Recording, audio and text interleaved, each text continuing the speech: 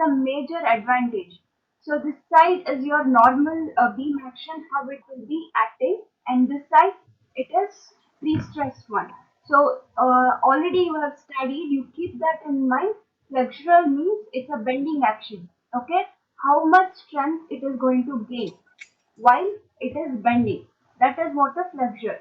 It's a simple definition. If you want detail, you just go back to your reinforced concrete RCC.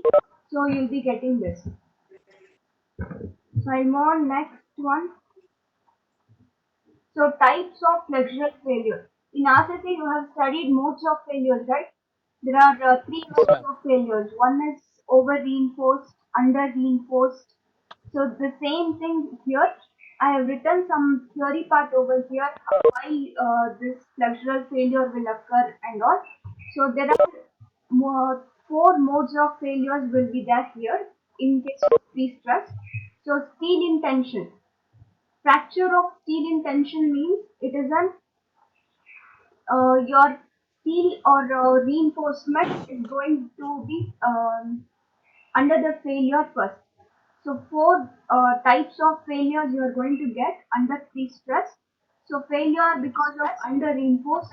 Under reinforced means obviously it is uh, the steel will going to fail first. After that, your concrete is going to fail.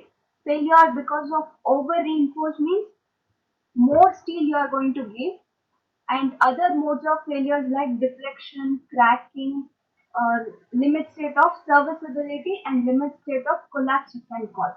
Okay, so there are two types of limit state. Remember that limit state of collapse and limit state of serviceability.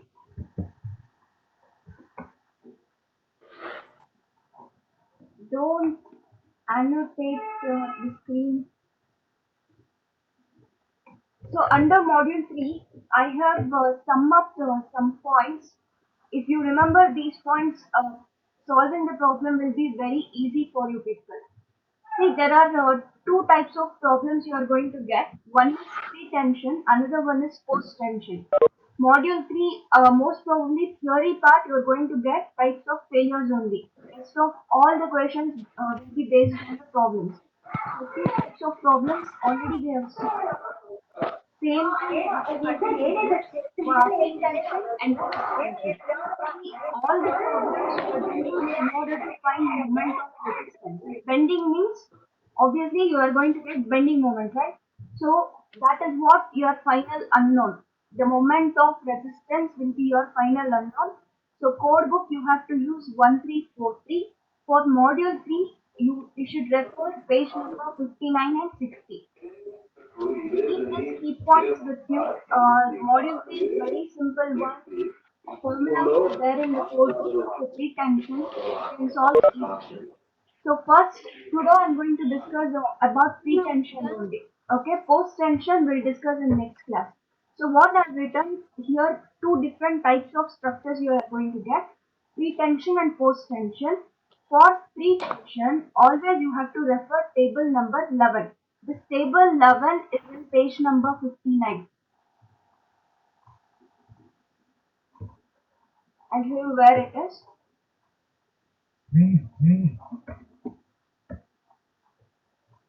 See page number 59, appendix B, the moment of resistance for rectangular and T section. So this is what the formula you are going to use in order to solve the problem. Is it clear? And this is applicable only for pre-tension. Students will make a mistake for post-tension also, they'll put same formula. It's wrong. Only for pre-tension, and that too for rectangular and T section only you have to use this. Okay, so table number 11 is given here, but see here there is a one term effective bond. Effective bond and unbonded tendons. There are two types of tables available for you people. So if you are dealing with pre-tension, always you have to see table number 11. That is what I have written here. Pre-tension problem if you are solving, always refer table 11. It is fixed. If you are solving post tension problem, what happens? There are two conditions you are going to get. One is bonded condition, another one is unbonded. What do you mean by Unbounded. pre-stress? Pre-stress means you will be having a concrete. Initially, you're going to give stress, then you're going to pour the concrete on it, right? So initially, you're going to give stress. Because of the later on you're going to pour the concrete, always there will be a bond between the tendons and the concrete. Is it clear? See, remember this pre-tension means first you're going to put a bar, after that you're going to pour a concrete. That means on the steel or on the tendon you're going to pour concrete. That means bond will be there. That's why pre-tension will always come under bonded condition. What about post tension? Post tension, you have two choices. One is you prepare a concrete mold, drill it, and then put the tendon. That is the one condition. Or else leave a duct or a gap in between, then you put tendon. That is a choice. After that, what they will do? Sometimes they will fill the gap, or else it's their choice. They can leave it because of their due to temperature effect and all. Some gap they'll be leaving to in order to withstand this lack of temperature effects and lack of fit effect. So at that time, this unbounded condition will come into act. So if you are going with in the question, they'll clearly mention. For pre-tension, they'll never mention what is it and all. So for pre-tension, it is understood, it is always bonded. For post-tension, they'll mention whether it is bonded or unbonded. You have to be very careful while solving the problem. Is it clear? So next, there are four types of problems you are going to get. Rectangular section, T section, I section and double T section. So these four sections only you are going to get. For a rectangular section problem today we will discuss. And one more important point is sometimes this FP value will not be given. This FP value will come over here. See here. In the table 11 you need this is APFP divided by BDFCK. This FP value sometimes it will not be given in the question. If it is not given, you have to assume it like 1600. Don't leave the question like I'm going to get grace marks. It's not like that. You're not going to get any grace mark. You have to assume the characteristic strength of pre-stress member as 1600. This is a standard value. Okay. So these are the key points you have to remember. If you remember this much, solving the problem is very simple. Simple calculation because all the formulas are there in codebook itself. So today I'm going to discuss on a rectangular and T section and that too a neutral axis within a flange. There are two types of cases here. One is your neutral axis lies within flange. Another one is neutral axis lies within web. Flange and web concept you people know, right? So this is the flange portion and this is web portion. So today I'm going to tell when the neutral axis lies within the flange. So for a rectangular beam, this is same as reinforced concrete. B is the width, B is effective depth. Sometimes in the problem overall depth will be given. From that overall depth you have to calculate the effective depth. And the neutral axis here they're marking as XU. In the figure I have given like N. Don't get confused. So this is your formula. How to solve the problem I will show you.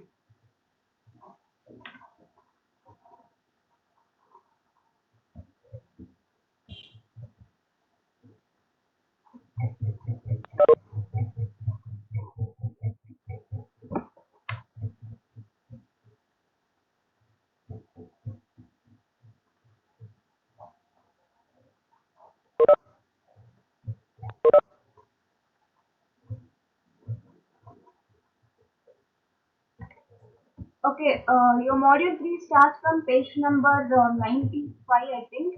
So, flexural strength, moment of resistance for a PSCBs.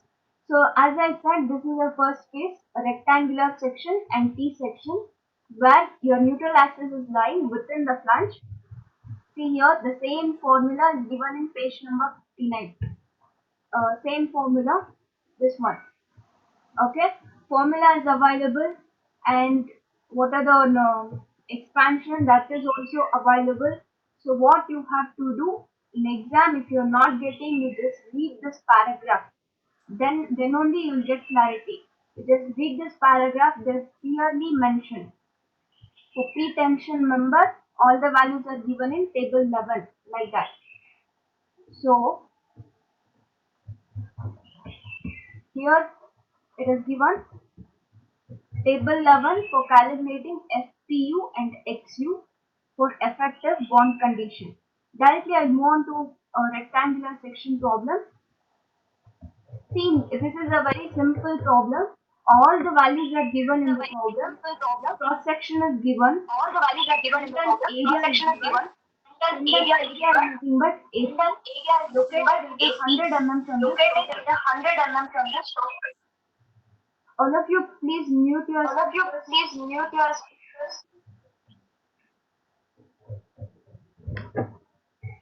Okay, I'll read out the question. A pre-stressed concrete rectangular beam, 200 by 500. 200 is width, 500 is depth. It is an overall depth given here. It is not an effective depth. Don't take it as a D. So pre-stressed tendons having an area of 600 mm square. So this is a tendon area. I can call it as AP, right? Located at 100 mm from the socket, and the beam is given with FCK value is given, FP value is also given. If FP value is not available, assume 1600. So what they are asking, estimate ultimate flexural strength of the beam for the following case. For both the case they are asking here, pre-tension and post-tension. So what the first thing you have to do is write down all the data clearly. Formulas you don't have to remember, only for pre-tension. For another case you have to remember the formulas. I'm talking about only case 1 today. Don't get confused. Case 1 formulas are given in the code book. So what you have to do, the first task is write down the diagram, find out the effective depth. So effect overall depth is given as 500. The given tendon is located at 100 mm from the socket. So your effective depth will be 400. 500 minus 100. FCK and FP is given in the question. Write down as it is. So this is your first case. Pre-tension PSCD. So what I have to do? I have to go to page number 59. Write down this formula. AP is available with you. In the question it is given. So two more values I need to find, that is FPU and XU. How to find that? For that you need to look into table 1. So under table 1, see here there is a one term here, APFP by BDFPK. This term we will be calling it as reinforcement ratio. Remember that. Somebody may call it like modification ratio, or you can also call it like reinforcement ratio. The task is first you need to find this reinforcement ratio. I think all the values are available with you. AP is available 600 mm square. AP is available. D is 200. D is 400. FCK, FP is also available. So that is what they have done here. So reinforcement ratio, we got it like 0.3. From this 0.3, you have to go back to your table 11. So here, the 0.3 value is here. Corresponding values you have to see. For the 0.3, first, second column and third column belongs to pre-tensioning. Sorry, only second column belongs to pre-tensioning and the third column belongs to post-tensioning. Okay, which value I want? I want FPU value, right? So FPU value is here. It's given like a formula. FPU divided by 0.87 FP it is given, right? FP is already available with you. So check out the ratio. For 0.3, the value will be 1. So this formula will be equals to 1. That's what they have written here. FPU by 0.87 FP will be equals to 1. Do the calculation, you will be getting FPU value directly. Next, for XU value also I want, because in the formula you have XU over here. So for that, again go back to same table. See here the fourth column, pre-tensioning, XU by D ratio is also given here. So again I got the ratio as 0.3, corresponding value will be 0.655. So that 0.655 only here we have written. These known, right? 400 is known for us. We have done the calculation. So XU value you got. All the values are there now. Find out moment of resistance. Very simple problem.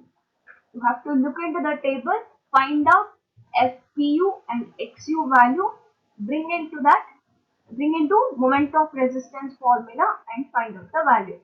Very simple problem. Okay, let's see for force tension. For force tension also, they're given like effective bond. That means it's a bonded condition. If it is a bonded condition, I have to use table number 11 only.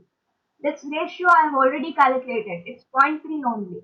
For the 0.3, what will be corresponding values? Again, go back to table 11. For force tension, you have to see the column third and fifth column you have to see. Okay, so same ratio to 0.3. Here this side it is 0.85. 0.85 is written here. So FPU will be value you will be getting. In the same way, find out XU value also. You are going to get this one. So substitute. That is the end of the problem. Is it clear? You can ask doubts now, because I'll be moving on to the next problem. You can unmute your speakers, and if anybody is having doubt, you can ask or you can write in comment.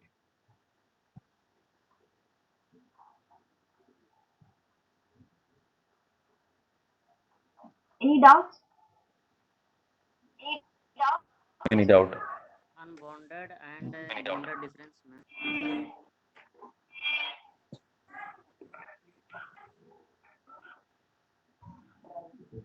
If you're not having any doubts, I'll go. I'll. Not having any doubts, I'll go. Hello? Shall I go? Excuse me, ma'am. Shall I go? Ma'am, in post station, bonded and unbounded, retention, bonded and bonded. What to do that? Okay, I hope no doubt. Okay, I hope Moving no on to doubt. C section Moving on problem to now. C section problem now. Okay, see here. Okay. See here, The first thing you have the to first thing you have to identify whether the problem is identify whether the pre-tension or problem post-tension. pre-tension If or you're making mistake post-tension. in that, your whole Making problem mistake will in be that, gone. your See here whole it is problem underlined. will be gone. Given problem, first you should identify if it is a post-tension and you're applying pre-tension formulas and all, you'll be getting 0 marks. Keep that in mind. Not even data, not even figures. They'll straight away they'll give 0 marks. You know nothing like that.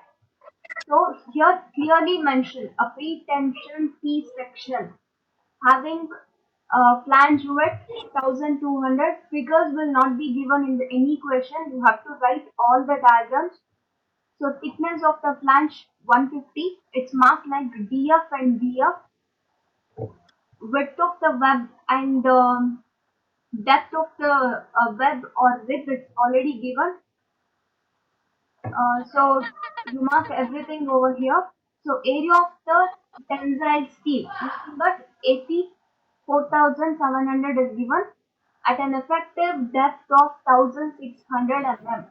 See here, instead of mentioning where the tendons are located, or instead of that, they have given effective depth directly. So D value you can write directly. Sharaj, I'll answer those questions later once I finish this problem, okay? So it's the characteristic tube strength and characteristic tube strength of concrete means FCK, and steel means we are talking about pre-tension, so that will be, you should mark it like FP, not like FY. We are dealing with three stress members, so the notation given here is FP. So calculate the flexural strength at limit states of collapse in the flexure. Under limit state, two types you are having, serviceability and limit state of collapse. Like under collapse only, you are going to get flexure, shear, tension, and all. Under serviceability, you are going to get the deflection, cracking, and all. You are going to get. Module 2 it belongs to limit state of serviceability. Module 3 and 4 belongs to limit state of collapse. Don't get confused, okay? Here it is mentioned limit state of collapse in flexure. That means you need to find moment.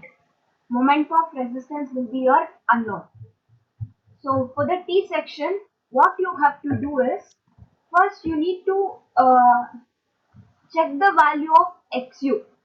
See, T section is not like rectangular. Here two different components are there, like flange and web, two different components.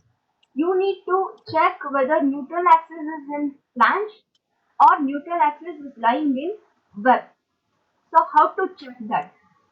You start doing your problem, find out the ratio. As I said, it's a pre-tension, so you have to use table number 11.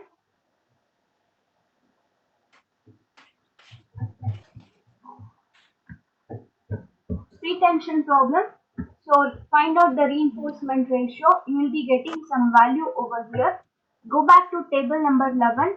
For the pre-tension member, check out XU value. So how much we got? 0.098.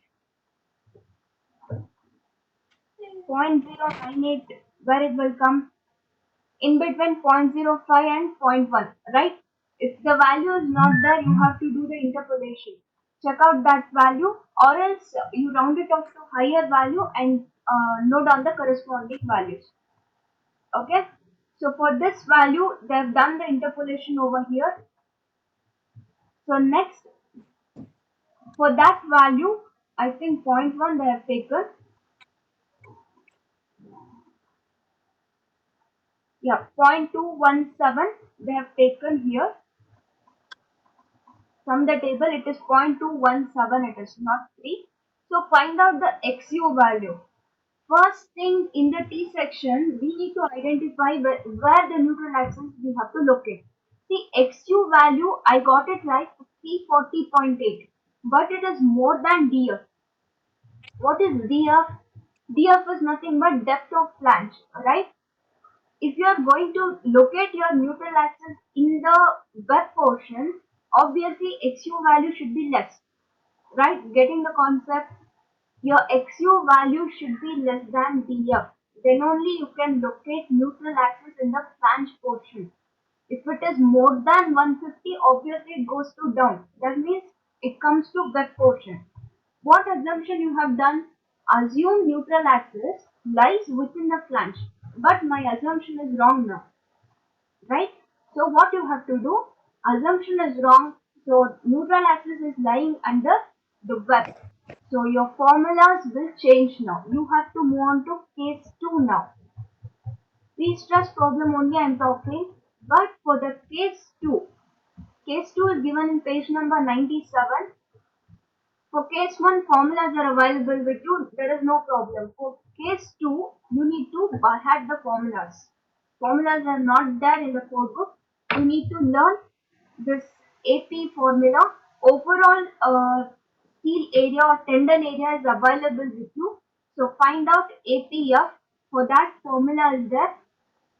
From that you can find APW also, because AP is known. So find out APW, and then all the values will be known for you. XU I got now. XU I got it like 340, right? So same value are going to put here. So DF is known, depth of flange, effective depth is also known. FP is given.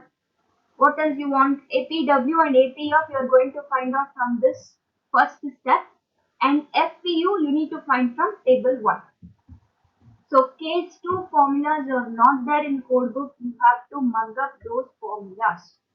And if the neutral axis lies in the web, here a little bit changes you have to make in the reinforcement ratio. What is that changes?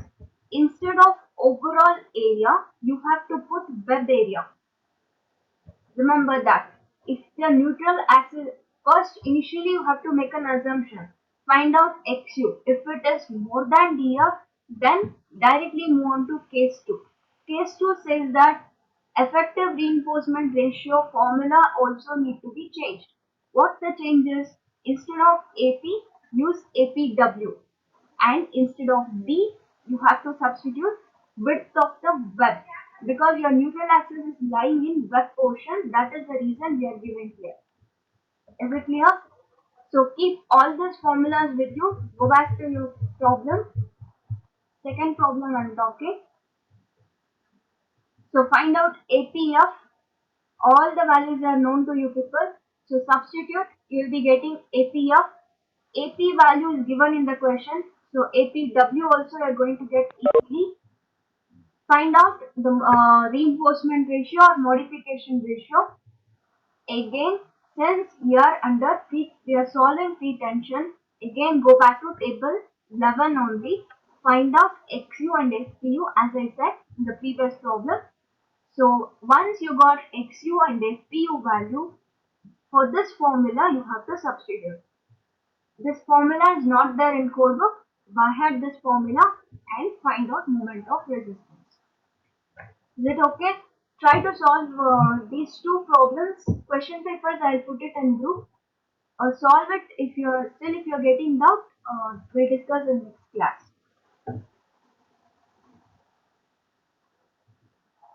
Okay. What's your doubts?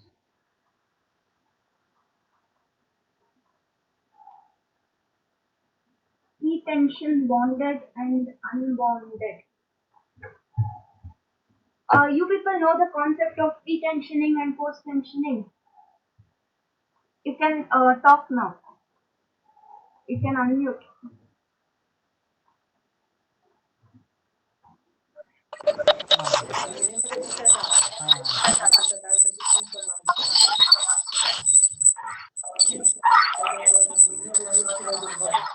You have an idea of pre-tensioning?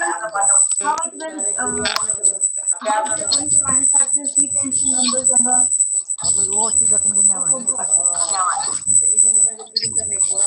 Okay, I'll just share some videos regarding the manufacturing of. Okay, regarding the manufacturing of pre-tensioning and post-tensioning, so that you get an idea. See, pre-tension will call always bonded because first you are going to like see here. This is the tendon. Okay, on this tendon they are going to keep it like this. Tendon you are going to keep on a some surface you are going to keep. On the tendon you are going to pour the concrete. On the tendon only you are going pouring, no? So bond will be there. That is the reason we are going to call like it is completely bonded. There is no gap. Pre-tension is completely bonded. But if it is post-tension, you have to leave a gap before you are putting the tension. So that gap will be there. No, that gap you can fill by like go. some other process you can use and you can fill it. But if some gap will be there. That's the reason we'll be calling it as unbonded. I'll share some videos so that you'll get an idea. Diffraction problem we'll discuss first I'll finish module 3 and I'll go on to module 4. So somebody take the screenshot of the attendance so that we can wind up. Deepesh is there.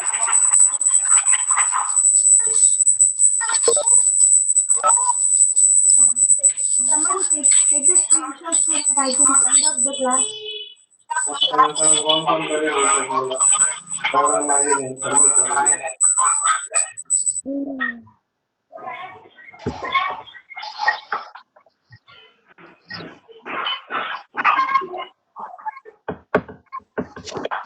Any other doubts?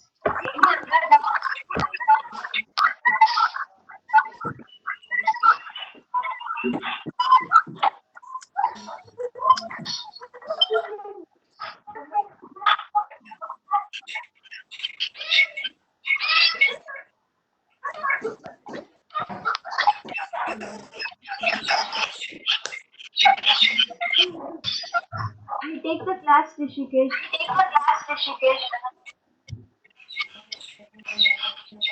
Let me finish module 3 first. Then go back. Uh-huh.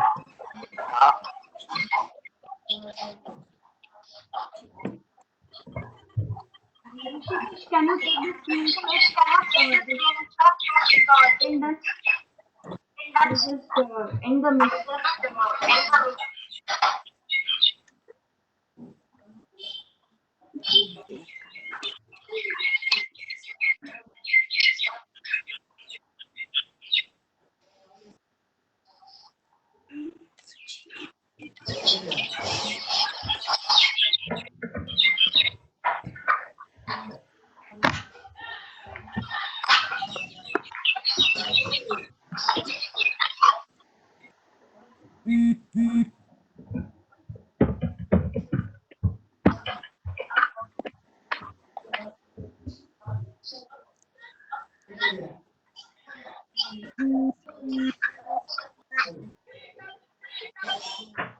Anybody take the screenshot because I couldn't take it here. That's the reason I'm telling.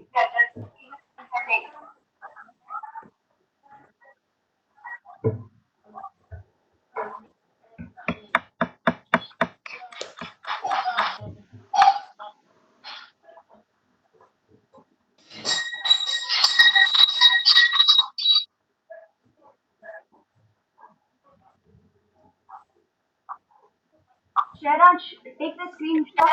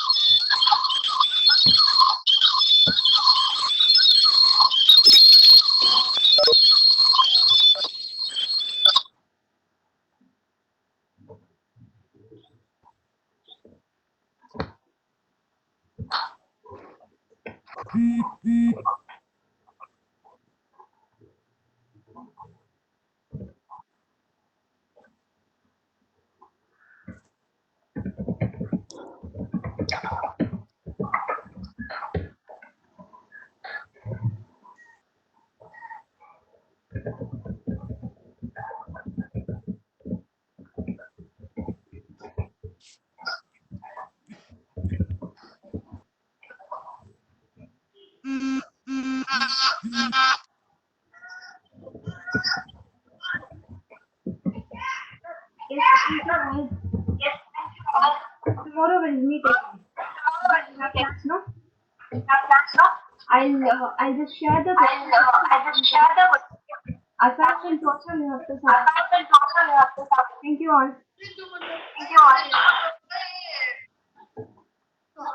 Sure, sure. I'll share the notes.